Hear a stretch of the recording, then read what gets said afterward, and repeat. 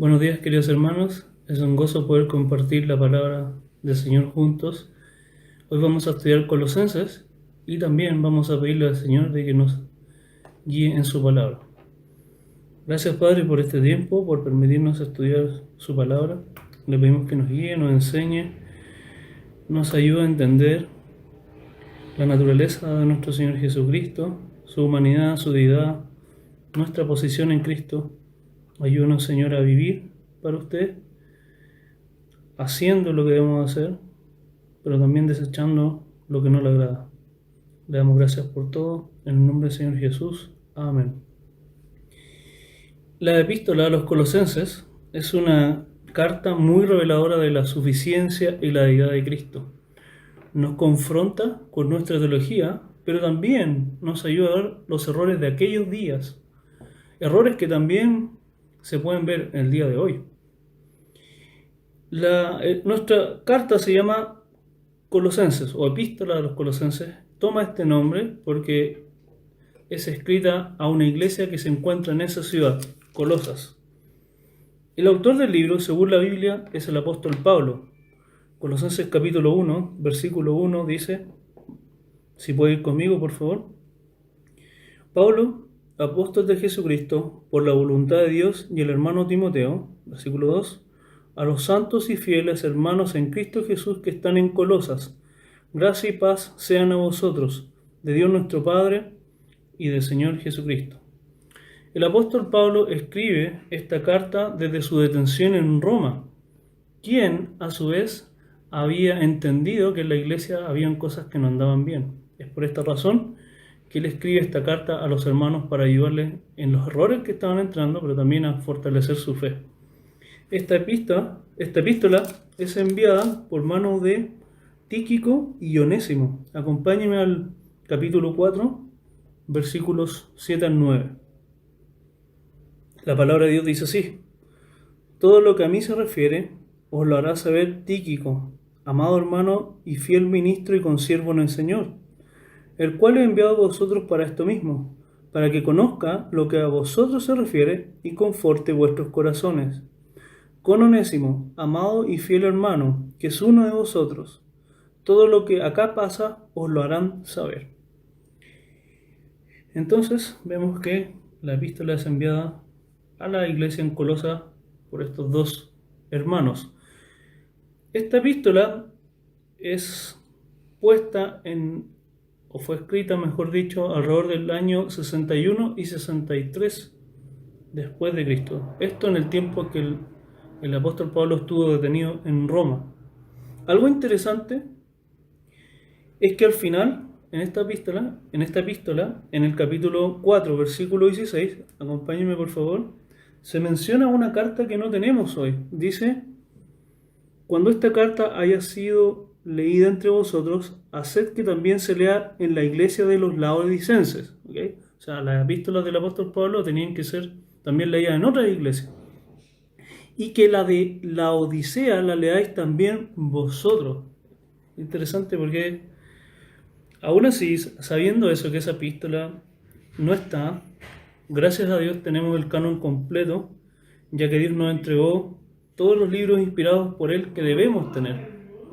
También la epístola de los Colosenses es muy parecida a la de los Efesios. Esa es otra cosa muy interesante. Y se pueden comparar capítulo por capítulo para poder reforzar algunos temas. Contexto histórico. Como hemos dicho en muchos de estos estudios que estamos haciendo, domingo a domingo, el mundo estaba bajo el Imperio Romano, quien influía en otras ciudades. La ciudad de Colosas era parte de la región de Frigia, lugar donde se encontraba nuestra iglesia, la iglesia de los colosenses. Esta ciudad era una ciudad próspera y ahí se encontraba una gran colonia judía desde los años 220 y 180 a.C., el cual ya se estaba mezclando con la cultura gentil. Esto nos ayuda bastante a entender un poquito el trasfondo de nuestra iglesia. Razones de la epístola. ¿Por qué se escribió? Hay una gran importante. El apóstol Pablo trata de mostrar lo suficiente que somos en Cristo, quien es Dios sobre todas las cosas. Versículo 10 del capítulo 2. Vamos para allá, por favor. Dice: y vosotros estáis completos en él, que es la cabeza de todo principado y potestad. Además de querer mostrar grandes verdades teológicas que deben ser sabidas por todo cristiano. Vamos a ir viendo eso más adelante. Esto a raíz de que en la iglesia en Colosas se están infiltrando una falsa doctrina, que es una mezcla de varias falsas doctrinas, que ha sido llamada la herejía de Colosas.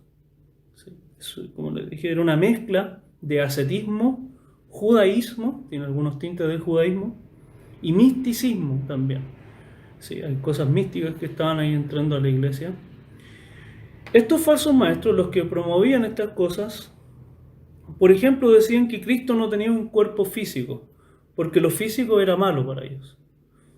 Que había un conocimiento elevado para cierta élite, ¿sí? Y escondido en ciertas personas.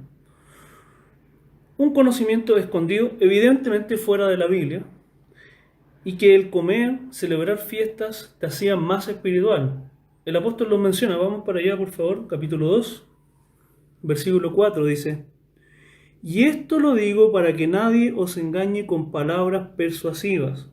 Versículo 8 del capítulo 2 dice: mirad que nadie os engañe por medio de filosofías y huecas sutilezas, según las tradiciones de los hombres conforme a los rudimentos del mundo y no según Cristo. Versículo 18 dice, del capítulo 2: nadie os prive de vuestro premio, afectando humildad y culto a los ángeles, entremetiéndose en lo que no ha visto, vanamente hinchado por su propia mente carnal. Entonces vemos que el apóstol Pablo va mostrando y va confrontando estas falsas doctrinas a medida que avanza los primeros capítulos. ¿Cuáles son los temas que trata la epístola a los Colosenses?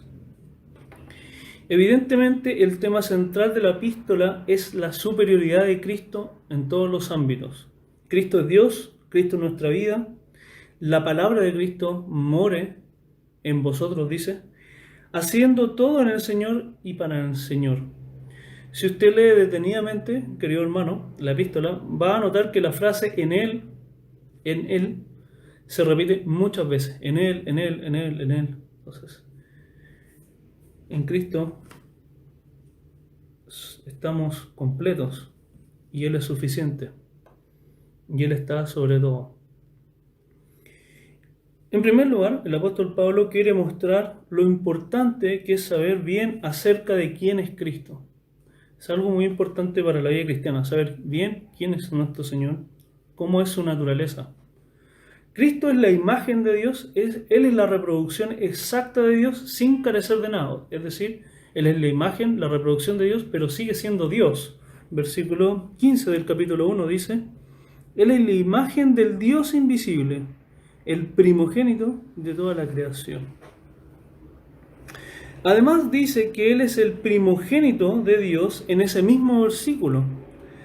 Este es un pasaje que ha sido manipulado de mala manera para decir que Cristo es un ser creado. Sin embargo, un poquito más adelante, si uno lee ahí en el mismo capítulo, versículos 15 al 17, va a notar lo siguiente. Leámoslo. Dice: Él es la imagen del Dios invisible, el primogénito de toda creación, porque en Él fueron creadas todas las cosas, las que hay en los cielos y las que hay en la tierra, visibles e invisibles, sean tronos, sean dominios, sean principados, sean potestades, todo fue creado por medio de Él y para Él. Y acá viene el versículo que nos ayuda a entender bien lo que significa primogénito. Y Él es antes de todas las cosas, y todas las cosas en Él subsisten. Por lo tanto, el mismo pasaje nos deja de ver que Jesucristo no es un ser creado, porque existe antes de todas las cosas. Entre paréntesis, siempre tenemos que examinar toda la escritura. Es decir, si nos agarramos solamente ese versículo y no leemos todo, evidentemente que podemos ser engañados. Que Cristo sea el primogénito significa que tiene prioridad por encima de la creación y tiene soberanía sobre la creación. Él es el soberano de todo lo que existe. Él creó todo, tiene el control de todo y Él hace que todas las cosas existan, subsistan, dice. Cristo es el soberano de la creación. Todo lo que significa Dios, sus atributos, su poder, residen en Cristo. Sin embargo, Cristo también tuvo un cuerpo humano que fue despedazado por nuestros pecados en la cruz con el fin de reconciliarnos con Dios. Acompáñenme por favor, capítulo 1, versículos 21 al 22. Dice: Y a vosotros también, que erais en otro tiempo extraños y enemigos en vuestra mente, haciendo malas obras, ahora os ha reconciliado en su cuerpo de carne por medio de la muerte, para presentaros santos y sin mancha e irreprensibles delante de Él. Si en verdad permanecéis fundados y firmes en la fe, y sin moveros de la esperanza del Evangelio que habéis oído. El apóstol quiere dejar en claro que nuestra fe debe tener una base sólida en la deidad de Cristo y que su muerte en la cruz fue totalmente suficiente. Hoy en día, la forma moderna de decir que el sacrificio de Cristo no fue suficiente es decir que la salvación se pierde. Esa es una forma moderna de decir que el sacrificio de Cristo no es suficiente. El segundo tema que trata es acerca del ministerio del apóstol Pablo a los gentiles. Los falsos maestros enseñaban que había una sabiduría escondida para ciertos grupos elitistas. Mira, acompáñenme por favor a Colosenses capítulo 1, versículo 28. Dice: a quien anunciamos, amonestando a todo hombre y enseñando a todo hombre en toda sabiduría, a fin de presentar perfecto en Cristo Jesús a todo hombre. Esto evidentemente hace un contraste con la enseñanza de los falsos maestros, que era para cierto grupo, no era todo hombre, no era toda sabiduría. ¿Sí? Tú tienes que alcanzar una sabiduría superior. Sin embargo, también la Escritura dice que los tesoros de la sabiduría no se encuentran en ningún hombre, sino en Cristo. Capítulo 2, versículo 3 dice: en quien están escondidos todos los tesoros de la sabiduría y del conocimiento. ¿Sí? En Cristo. En tercer lugar, el apóstol discute los temas relacionados con la falsa enseñanza, que sabemos ya estaban entrando a la iglesia, y ya habían entrado, mejor dicho. Cristo es 100% Dios encarnado. Eso lo deja bien claro en el capítulo 2, versículo 8 al 10. Veamos, por favor. Dice: mirad que nadie os engañe por medio de filosofías y huecas sutilezas según las tradiciones de los hombres, conforme a los rudimentos del mundo, y no según Cristo, porque en él habita corporalmente, ahí está la palabra que nos importa, corporalmente, toda la plenitud de la deidad, y vosotros estáis completos en él, que es la cabeza de todo principado y potestad. En Cristo estamos completos, queridos hermanos, y se vuelve un sinsentido involucrarse en un ritualismo y legalismo cuando entendemos que en Cristo hemos sido perdonados, hemos sido justificados, hemos sido reconciliados y hemos sido liberados de esas cosas. Versículos 20 al 23 del capítulo 2 dice: pues si habéis muerto con Cristo en cuanto a los rudimentos del mundo, ¿por qué, como si vivieseis en el mundo, os sometéis a preceptos tales como no manejes, ni gustes, ni aun toques, en conformidad a mandamientos y doctrinas de hombres, cosas que todas se destruyen con el uso? Tales cosas tienen a la verdad cierta reputación de sabiduría en culto voluntario, en humildad y en duro trato del cuerpo, pero no tienen valor alguno contra los apetitos de la carne. Entonces se estaba adentrando también en la iglesia, se estaban introduciendo en la iglesia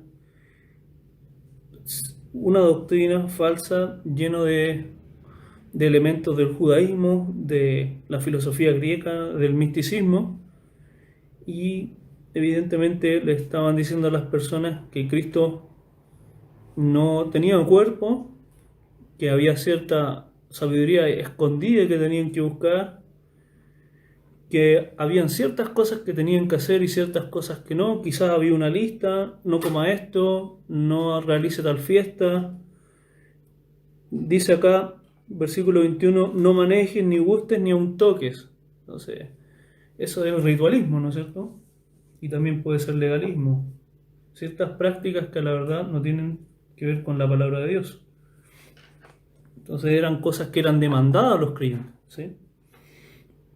El último tema tratado por el apóstol Pablo es la vida práctica de los creyentes. El creyente tiene una posición en Cristo que ahora debe ser manifestada o reflejada en su forma de vivir. Las prácticas pecaminosas deben ser eliminadas y cambiadas revistiéndose del nuevo hombre. Acompáñeme por favor a capítulo 3, versículos 9 al 10. No mintáis los unos a los otros, habiéndoos despojados del viejo hombre con sus hechos, y revestidos del nuevo, en cual conforme a la imagen del que lo creó, se va renovando hasta el conocimiento pleno. Además, ahora los creyentes deben vivir una vida que agrada a Dios, queridos hermanos, en todo ámbito. En la iglesia, en la familia, en esta sociedad, los cristianos deben vivir en Cristo. Acompáñenme por favor a capítulo 3, versículos 18 al 22.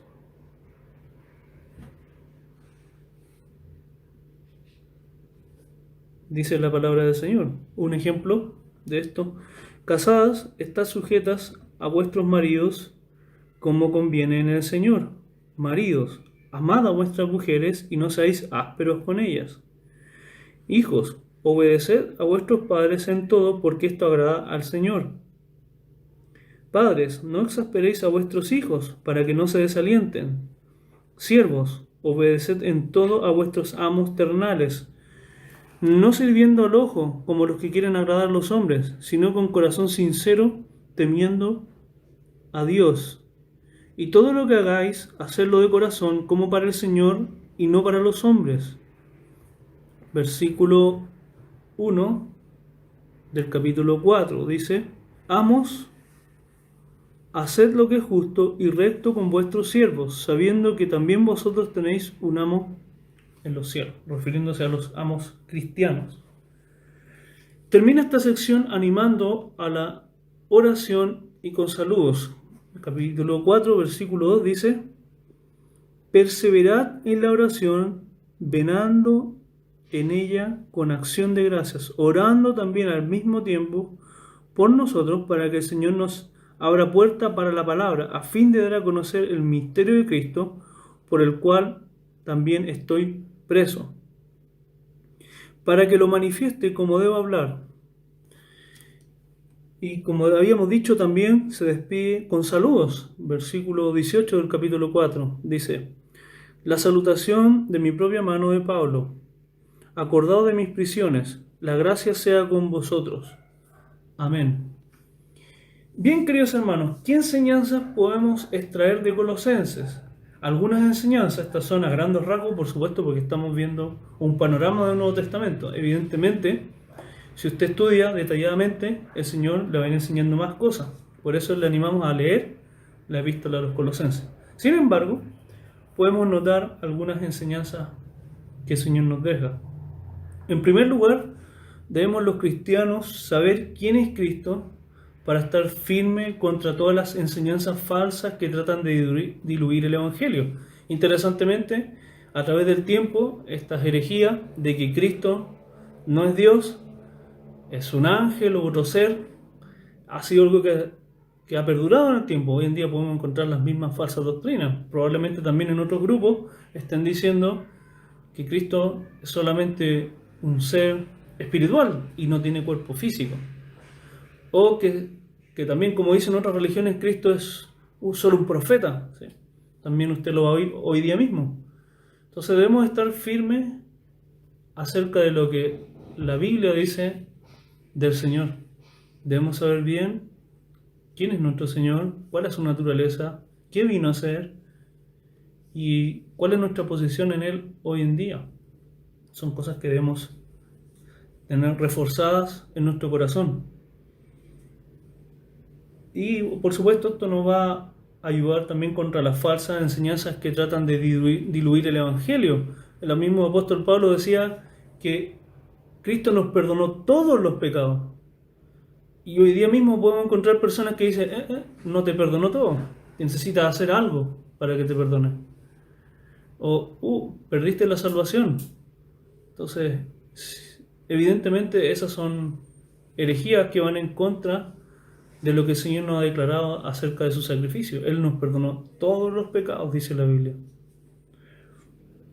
Entonces también debemos entender bien lo que ha hecho el Señor en la cruz para que no caigamos en legalismos, ¿sí? Como habíamos mencionado, a raíz de la pérdida de salvación también podemos empezar con un legalismo de decir, bueno, tengo que guardar mi salvación y decir, tengo que cumplir ciertas normas para no perder mi salvación, o ser más espiritual, necesito cumplir estos rituales, etcétera. Esas cosas interesantemente también se ven hoy y necesitamos estar firmes en la palabra.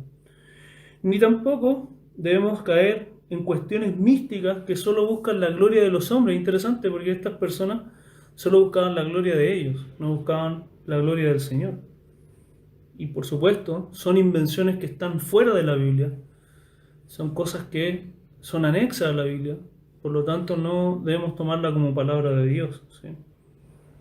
Entonces, ese era un gran problema en aquellos tiempos y en estos tiempos si no estamos firmes en la palabra. Es cierto que la Biblia está en contra del legalismo, eso es verdad. El Señor habló mucho de eso también cuando estuvo en la tierra, en su ministerio. Habló mucho de eso. La Biblia habla mucho de eso. Y legalismo en donde se nos manda a hacer cosas que Dios nos ha mandado. Quizás le suena el nombre fariseo. Estas personas tenían que cumplir ciertas leyes que no están en la Biblia y se las imponían entre ellos. Eso es un legalismo, ¿sí? O cumplir ciertas cosas que la Biblia nos ha dicho. Pero también Dios está en contra del liberalismo, ¿sí? Que es otra herejía, falsa doctrina en la cual podemos caer, en donde se nos manda a no hacer lo que Dios sí ha mandado. Eso es liberalismo, el tratar de minimizar la palabra de Dios, minimizar sus mandatos. Eso es liberalismo. Y por supuesto que Dios está en contra de estas ambas cosas que pueden en algún momento llegar a introducirse en la iglesia por boca de los falsos profetas, y debemos estar firmes contra esto y cuidar la iglesia del Señor. Ambos extremos, el liberalismo como el legalismo, son herejías extremas y deben ser sacadas de la iglesia del Señor. En Cristo estamos completos y debemos vivir agradando a Cristo el Señor. Vamos a orar, queridos hermanos. Gracias, Padre, por este tiempo. Te pido, Señor, de que nos ayudes a ver lo que dice su palabra. Nos ayude, Señor, a ir cambiando nuestro corazón acerca de estas cosas, pero también a estar firmes en lo que dice su palabra en cuanto a el Señor Jesús, en cuanto a lo que usted dice de la salvación. Le pedimos, Señor, de que nos ayudes a vivir una vida que le agrade, desechando lo malo, pero también haciendo lo que sí debemos hacer, Señor. Ayúdanos, Señor, en la vida cristiana, Señor, a poder caminar con usted y realmente poder serles fiel. Le damos gracias por todo, en el nombre del Señor Jesús. Amén.